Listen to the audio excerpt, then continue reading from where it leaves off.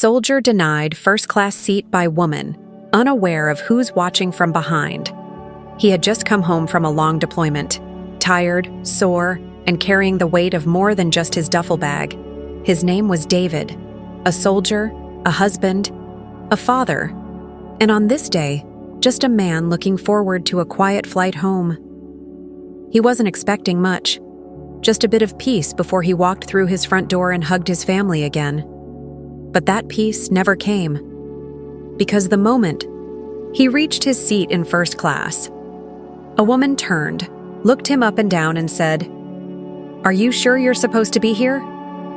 Let's go back to the beginning. David walked slowly through the airport terminal. He had been overseas for almost 9 months. His legs were stiff and his back ached, but he moved with quiet strength. His uniform was neat, freshly pressed. He didn't wear it for attention. It was just who he was. A few people noticed him. Some offered polite smiles. A couple even said, "Thank you for your service." He nodded in return. No words, just tired eyes and a soft expression. He held a first-class ticket in his hand. He'd debated buying it. First class was expensive, and usually he wouldn't dream of it. But this time, he had convinced himself. He had earned it. After sleeping on dirt, running night missions, and missing his daughter's birthday, he needed something to look forward to, something that made him feel human again. The check-in agent smiled at him when she saw his uniform. "Thank you, sir," she said as she handed back his boarding pass. He gave a small nod and made his way toward the gate. Inside the first class boarding area, David felt a brief wave of relief. The seats were plush, the lights dimmer, and the noise softer. A quiet corner of the world, exactly what he needed. Most of the seats were already taken. Businessmen on laptops, older couples, flipping through magazines. Nobody paid much attention, except for her. She sat by the window, legs crossed, designer handbag on the seat beside her. Everything about her said, "I belong here." The outfit, the watch, the posture. When David stepped toward the seat next, to hers, she looked up. Her eyes moved from his boots to his badge, to his face. Then she frowned, just slightly, just enough for him to notice. David smiled politely. "Excuse me," he said. "I believe this is my seat." She didn't smile. Back instead, she raised an eyebrow. "Are you sure?" she asked. He nodded. "Yes, ma'am. 3A. Her eyes flicked toward his ticket, though she didn't read it. She was looking at his uniform again. "This is first class," she said, her voice light, but not friendly. David kept his voice calm. "Yes, ma'am, I'm aware." She leaned back, arms crossed. "You must be mistaken. These seats are quite expensive." The way she said it, it wasn't just doubt, it was disbelief. As if the very idea of him sitting beside her didn't make sense. David didn't answer right away. He had faced worse, much worse. But still, her words stung. Not because they were loud, but because of the quiet message behind them. She didn't think he belonged. Just then, a flight attendant walked over. She sensed the tension immediately. "Is everything okay here?" she asked. Smiling, the woman didn't hesitate. "Yes, I believe there's a mistake. This gentleman thinks this is his seat, but..." The attendant turned to David. He handed her his ticket without a word. She read it, paused, then looked at the woman. "There's no mistake," she said gently. "This is Mr. Davis's seat." The woman blinked, clearly surprised. She opened her mouth, then shut it again. Her face was tight, her lips pressed into a hard line. She said nothing more. David placed his bag in the overhead bin and sat down. For a moment, the cabin was quiet, but the air had changed. Other passengers had noticed. Some pretended not to look. Others stole quick glances. No one said anything, but someone a few rows behind. He had seen everything, and he wasn't just watching. He was remembering.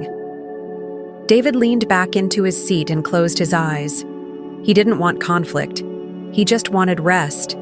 But deep down, he knew. This flight wouldn't be as peaceful as he'd hoped, and he had no idea that someone behind him had already decided this story wasn't over. David sat back in his seat, breathing in slowly through his nose.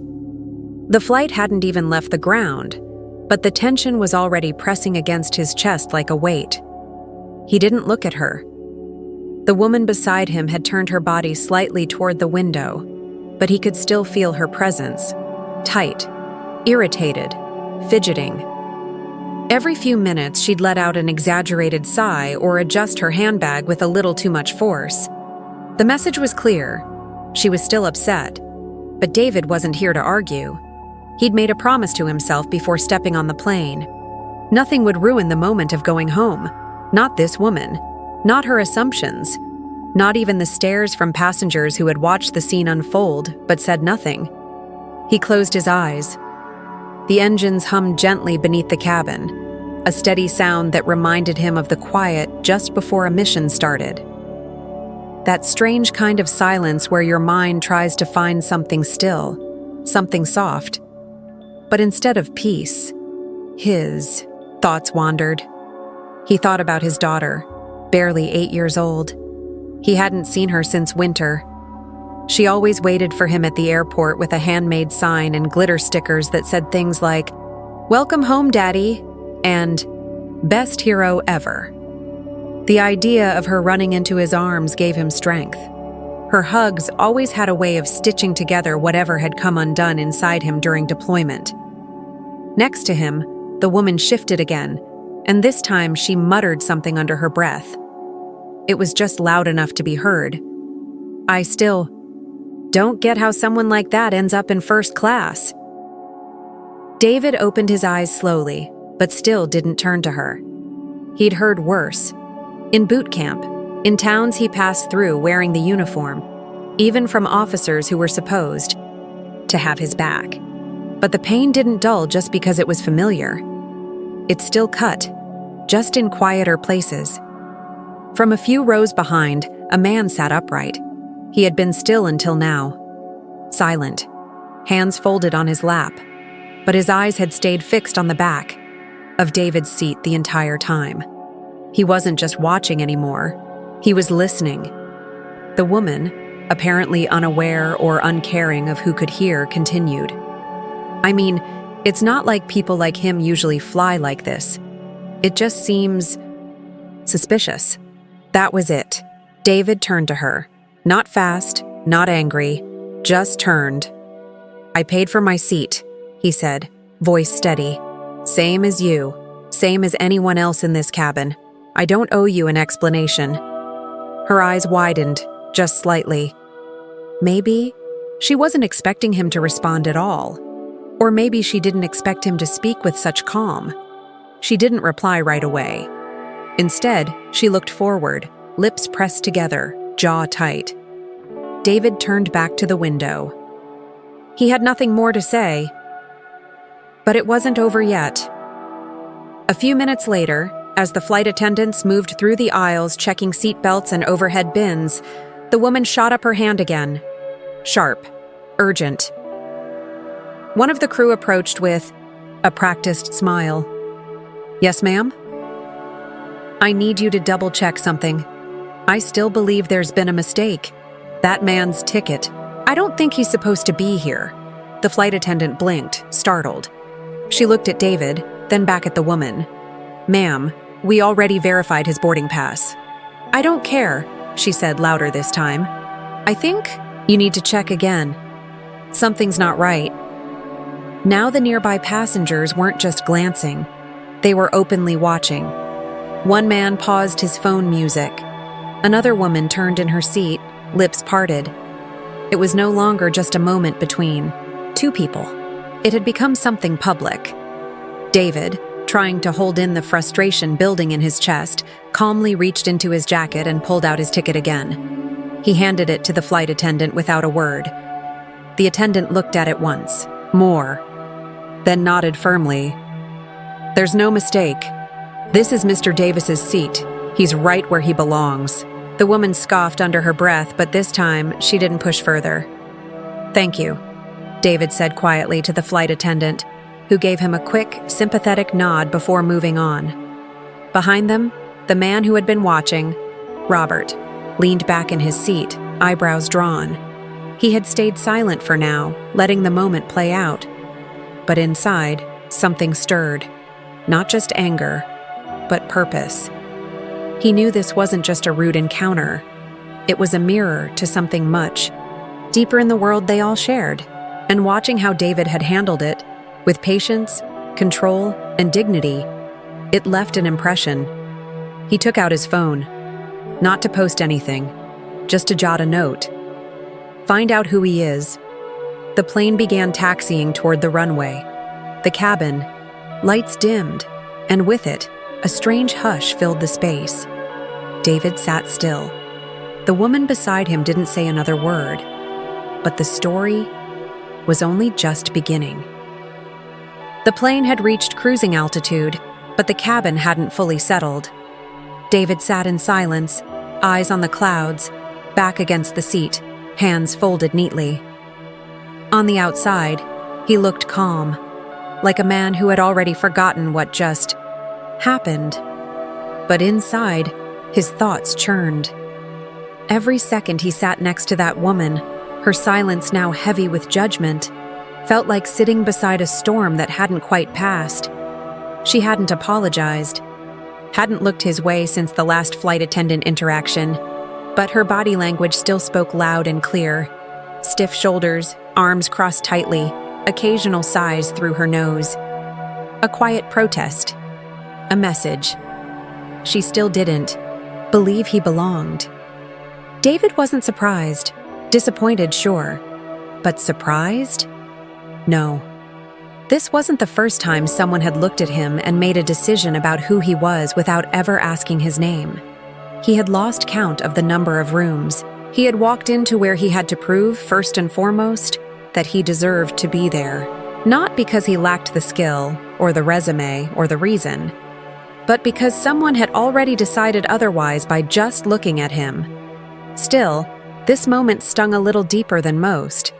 Maybe because he was finally going home. Maybe because he had hoped, foolishly, for a quiet ride. Or maybe because he had just spent 9 months defending the same country that now watched in silence while he was disrespected on a plane. A few rows behind him, Robert leaned slightly forward in his seat. He hadn't touched his drink, hadn't opened his tablet. He had been watching, not just the incident itself, but how it unfolded, the woman's attitude, the condescension in her voice. And more than anything, the way David had handled it. Robert wasn't just another passenger.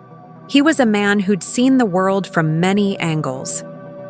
A retired CEO, now a philanthropist, running an organization focused on equality and veteran reintegration. But even after decades of experience and hundreds of stories, this one stayed with him. He had seen this kind of thing before. Different faces, different settings, same story. People who carried prejudice like perfume, unaware or unwilling to notice how it clung to every word they spoke. The way that woman had doubted David's place in first class, it wasn't just a misunderstanding, it was entitlement, plain and sharp. What got to Robert wasn't just her behavior, it was David's response to it. Most people, including himself if he was honest, would have snapped, or at the very least demanded an apology. But David? He had remained poised, not weak, not afraid, just grounded, solid in who he was, like a mountain against the wind. Robert saw something, in him, something rare. As the flight went on, the cabin dimmed further. Some passengers slept. Others flipped through magazines or scrolled through their phones, pretending not to have witnessed what had happened just an hour earlier. But Robert wasn't pretending. He was thinking about what he had seen, about what he could do. He quietly asked the flight attendant for a pen and scribbled something on the corner of a napkin. A name, A reminder, a question for his team when he landed. Find this man. Learn his story. He hadn't spoken to David yet, but he felt a strange responsibility now. Not pity, respect, curiosity, maybe even admiration. He had met military veterans before. He had funded programs for them, but very few had handled public humiliation with such silent strength. Robert wasn't just impressed. He was moved, and he had an idea forming in his head. A role, a partnership, something more. Up ahead, David shifted in his seat. He hadn't noticed Robert, didn't know that his quiet response had sparked something in a stranger's heart. He only knew that the woman beside him had gone back to ignoring him, which honestly was an improvement. He tried to distract himself, watched the clouds slide by outside, thought about his wife and daughter, wondered what he'd say to them about this flight. Maybe he wouldn't say anything. He wasn't looking to share pain. He was just looking to go home. But even as he tried to forget, the moment stayed with him. The way people had stared without speaking, the way that woman had spoken with such certainty about what kind of people didn't belong in her row. David had carried gear heavier than this. But somehow, this kind of weight, quiet racism, public shame, the sting of someone saying, "You don't belong here," hit different. It wasn't physical, it wasn't loud, but it lasted longer. And still, he didn't speak. Because in the military, you're trained to choose your moments, to save your strength for the battles worth fighting. And David, whether he realized it or not, had just fought one. A quiet one. And someone behind him was getting ready to make. Sure, the world would hear about it. The plane landed with a soft jolt, tires gripping the runway as the brakes engaged. The usual flurry began. Seatbelts clicked open, overhead bins swung up. People stood a little too fast, like they were racing to escape the tight quarters they had shared for hours. David stayed seated, not because he wasn't ready to leave, but because he had learned long ago that rushing rarely made things better. Besides, he didn't want to bump shoulders with the woman next to him one more time. She was already twisting in her seat, impatiently reaching for her designer bag. Her body angled away from him as if sharing a row had somehow contaminated her. She hadn't said a word since the last flight attendant encounter, but her silence had been louder than anything she could have spoken. That stiff posture, that cold sideways glance, that refusal to meet his eye. It all said one thing. "I still don't accept you." David didn't flinch. He just waited. When it was his turn, he stood, grabbed his bag from the overhead bin, and calmly stepped into the aisle.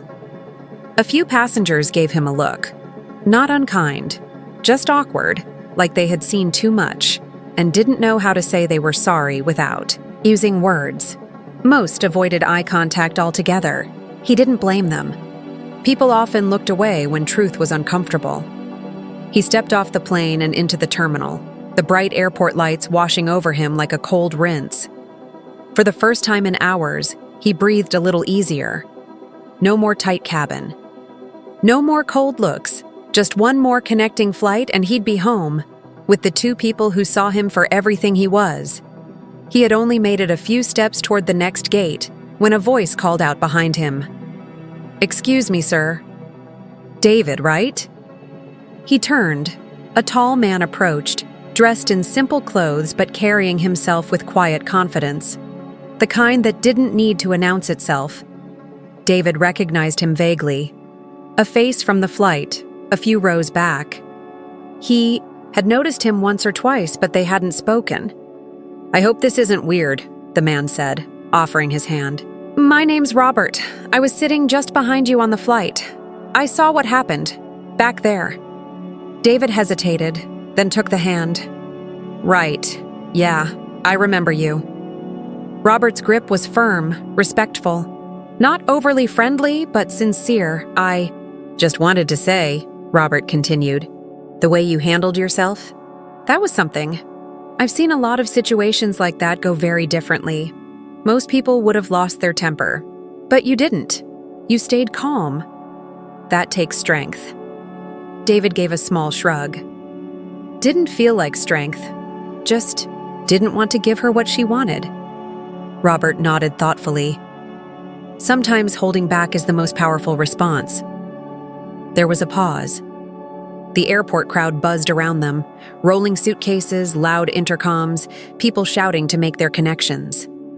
But between them, it was quiet. Real. "I run a foundation," Robert finally said. "We help veterans, especially those transitioning back to civilian life. Also support small businesses owned by people of color. We try to make real change, not just talk about it. And I've been thinking," he paused again, "you'd be perfect for what we're building." David raised an eyebrow. "You're offering me a job? Off a plane confrontation?" Robert smiled. "Not a job, an opportunity to use your voice, your experience, your presence. There's leadership in you. I saw it. You didn't have to raise your voice to command respect. That's rare." David didn't know what to say. He had come off that plane thinking about nothing more than hugging his daughter. This conversation, this offer, wasn't part of the plan. "Look," Robert said, pulling a card from his wallet and holding it out. "I'm not asking for an answer right now. I'm sure you're tired. Just think about it. Meet the team, hear us out. No pressure." David took the card, glanced at it, then tucked it into his jacket pocket without comment. "All right," he said. "I'll think about it." Robert smiled. "That's all I ask." They shook hands again. As David turned and continued walking toward his next gate, he felt something unexpected rising in him. Not pressure, not confusion. Something lighter, a flicker of possibility. He had boarded that flight thinking it would be just another long, uncomfortable ride. But somehow, what started with an insult was now opening a door he hadn't even known existed. And as Robert watched him walk away, he pulled out his phone and sent a message to his assistant. "Found someone. He doesn't know it yet, but he's going to change lives." David didn't hear that message, but somehow he felt it. He walked on, his duffel bag over one shoulder, his boots hitting the tile with quiet purpose. The uniform may come off once. He got home, but the strength that carried him through that flight, and every battle before it, was still with him. Something was beginning. He just didn't know how big it would become. A few days passed before David pulled Robert's card out of his coat pocket again. He had kept it tucked away, as if touching it too soon would make the whole thing real before he was ready. He wasn't the kind of man to jump at big offers. He was careful, thoughtful. Life had taught him not to trust easy promises or flashy smiles. But Robert hadn't been flashy. He had been calm, straightforward, and that had stuck with David. He sat at the kitchen table, the card in his hand, turning it over between his fingers. His daughter's crayon drawings were scattered beside him, bold scribbles of stick figures and stars. Across the room, his wife was folding laundry, humming softly to herself, a smile playing on her lips even though she was clearly exhausted. Everything around him was normal again. The hum of home, the familiar scent of cinnamon from the candles she always lit, the soft static of cartoons from the living room. But David didn't feel normal. He had expected the usual post-deployment fog, a bit of restlessness, a lot of adjusting. But this time felt different. That moment on the plane, and the stranger who had stepped forward after, it clung to him like something unfinished. He stood, walked into the other room, and finally made the call. The receptionist at Robert's organization was warm. "He'll be glad to hear from you," she said. "We've got an open seat at tomorrow's staff meeting if you'd like to sit in. No pressure, just come and listen." David agreed, not because he was sold, but because something inside him told him it mattered. The next morning, he pulled on a clean shirt, boots still dusty from the road, and made his way to the small brick building Robert had mentioned. There was no corporate glass tower, No grand lobby, just a simple doorway with a blue sign that read, "Rebuild, Empower, Uplift." The words hit him a little harder than expected. Inside, the space felt warm, lived in, personal. Not some cold office. Space with cubicles and beige walls. This place had photos on every surface. Snapshots of veterans receiving business grants, kids standing in front of new storefronts with proud parents, volunteers organizing community events. He could feel it in the walls. This wasn't a PR operation. These people were doing something real. Robert met him at the door. Same relaxed expression as before. "Glad you came," he said, shaking David's hand. "No suits, no speeches. Just come see what we're building." David followed him into a modest conference room where a few others had already gathered, a mix of ages, ethnicities, and backgrounds. No one looked the same, but they all shared the same energy, driven but grounded. Introductions were quick and genuine. No one gave him the hero treatment. They didn't ask about medals or battles. They asked about who he was now, what he wanted to do next, and David didn't have a full answer. Not yet. The meeting started, and David mostly listened. They discussed a new mentorship initiative for returning veterans, pairing them with people in the business world who could help them navigate life after the uniform. They talked about microloans for minority-owned startups and training workshops for young adults who had aged out of the foster care system. Every word made something stir in David's chest. This was leadership. This was service. Just not the wow, kind that required a uniform or a rifle. It was something deeper. At one point, someone asked him, "What brought you here?" He hesitated, then said quietly, "A stranger believed I had something to offer. I'm still trying to figure out what that is." The room went quiet for a second.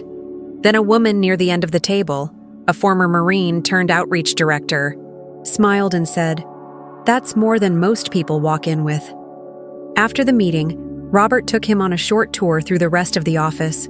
They stopped in front of a photo wall, success stories, veterans who had gone on to open, barbershops, tech companies, food trucks, all of them started here. All of them had faced doors closed in their face. All of them had been given another shot.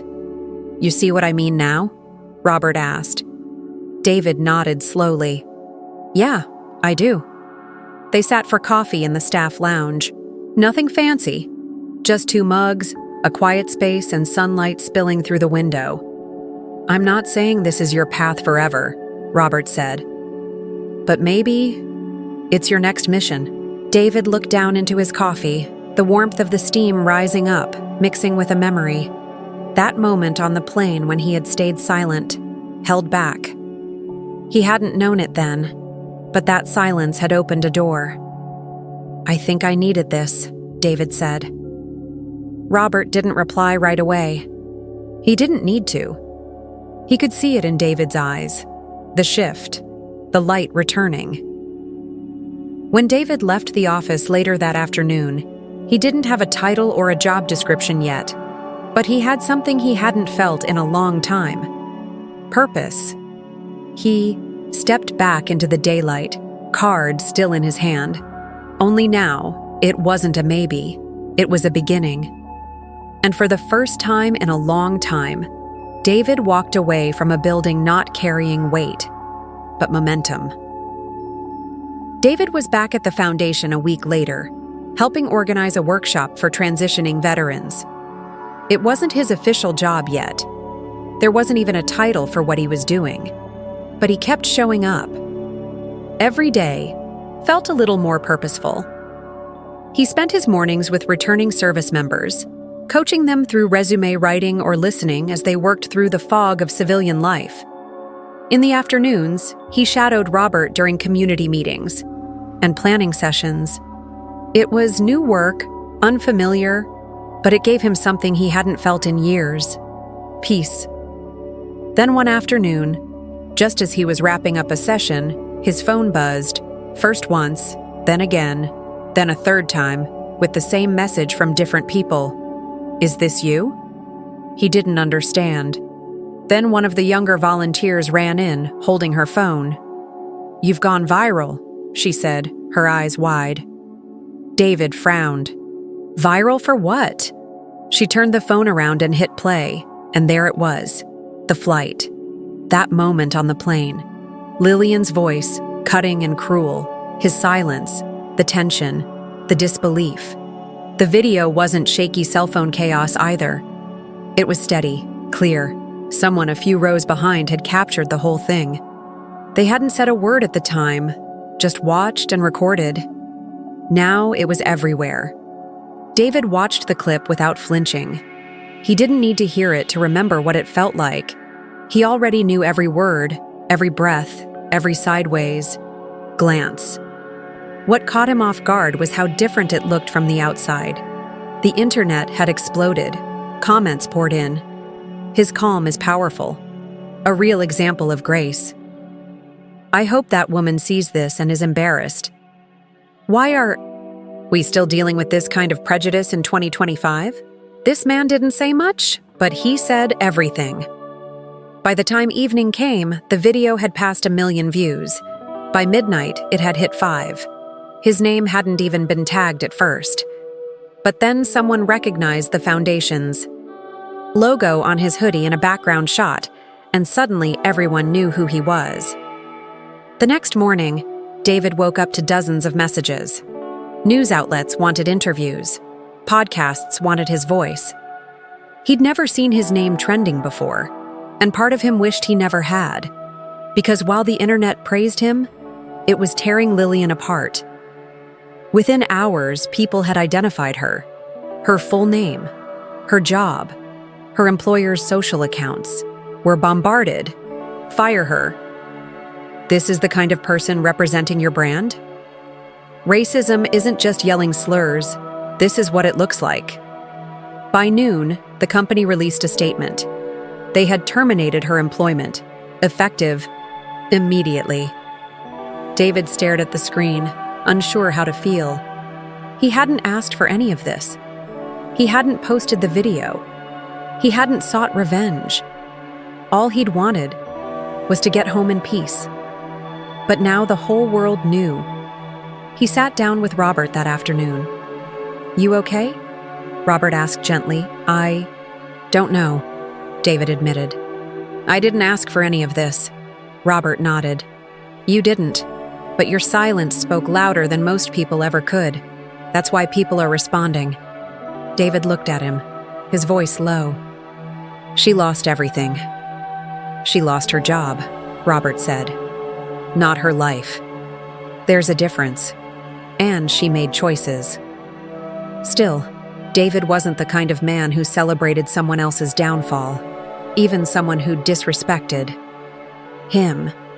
He didn't know Lillian's full story, didn't know what had shaped her views, but now the world saw her as a villain, and him as a symbol. It didn't feel like victory. It just felt heavy. That night, David sat on the porch with his wife. His daughter was asleep inside, the living room lit with the soft glow of a cartoon left on mute. He handed her the phone and let her watch the clip. She didn't speak for a long time. Then she looked at him and said, "You handled it the only way you could, with grace. But now that people are watching, maybe this isn't just about you anymore." And that stuck with him. The next morning, Robert approached David with an idea. "We've been planning an anti-discrimination campaign for months," he said. "Real stories, real people. And after what happened, I think you should be the face of it." David hesitated. "I don't want a spotlight." "It's not about the spotlight," Robert said. "It's about giving people something real to learn from.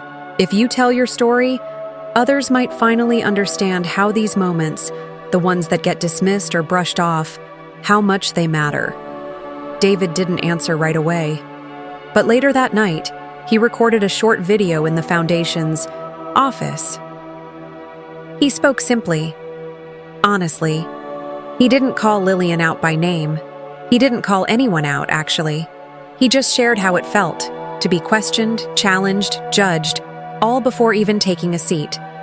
He ended with this: "I stayed calm that day, but not because I wasn't angry. I was. I just chose to carry it differently. And maybe now that people are watching, we can use this moment to talk.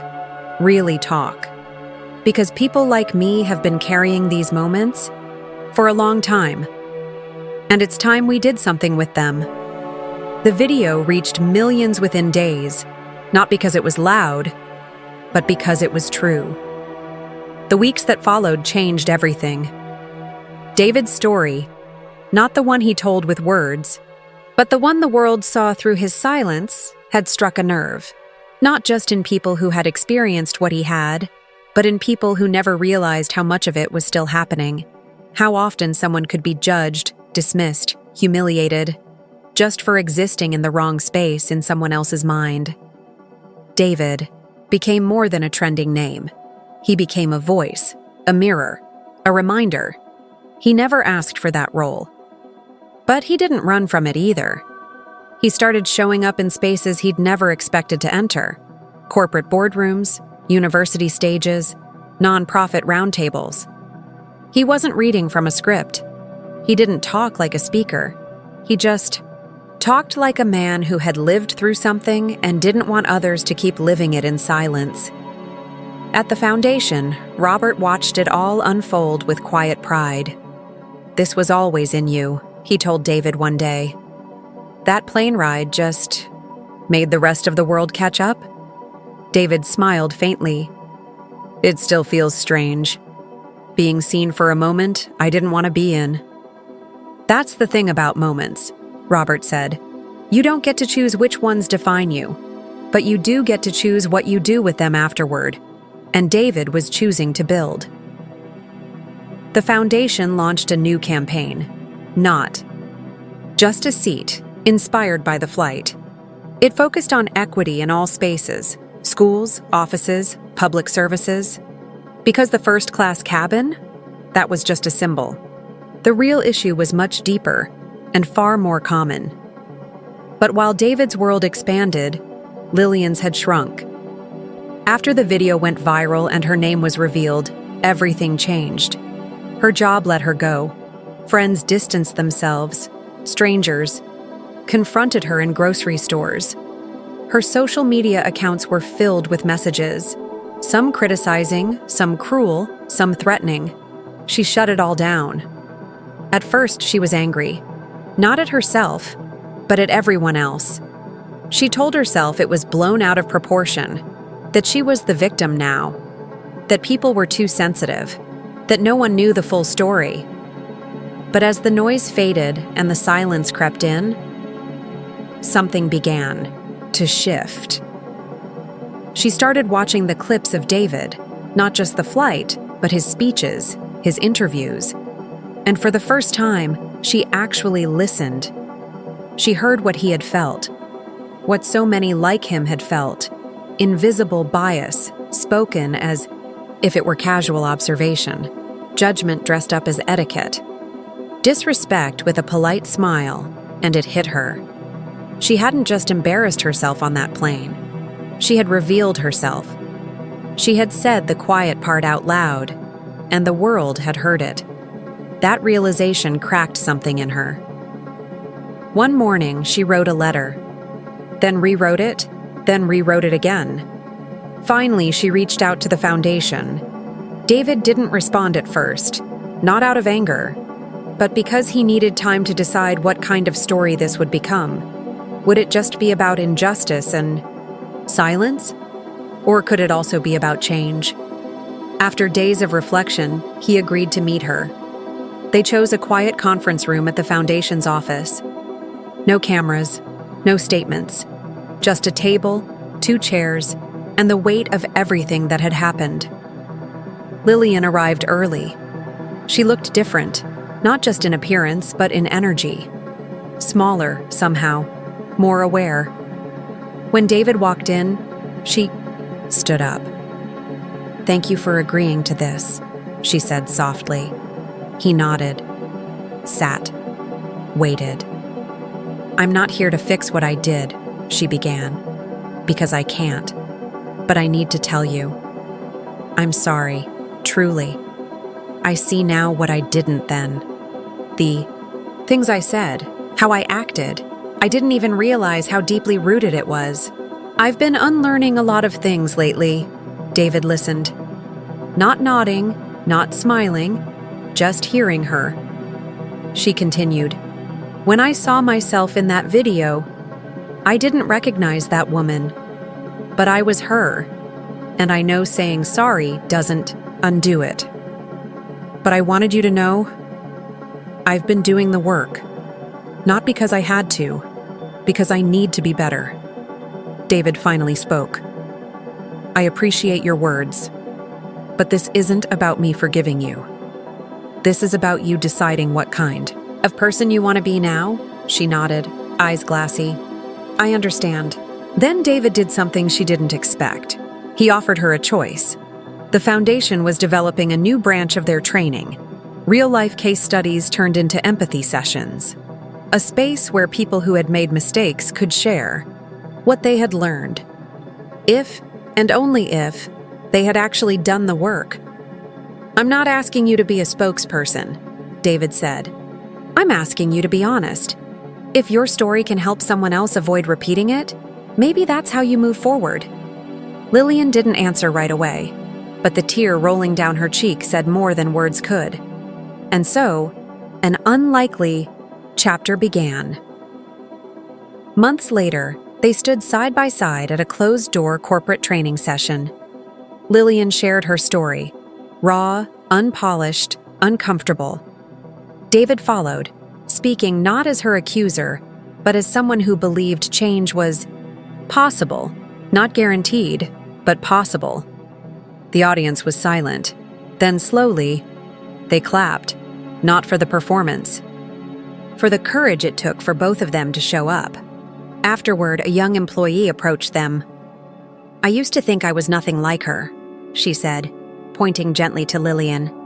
"But today made me realize, maybe I've got some blind spots, too.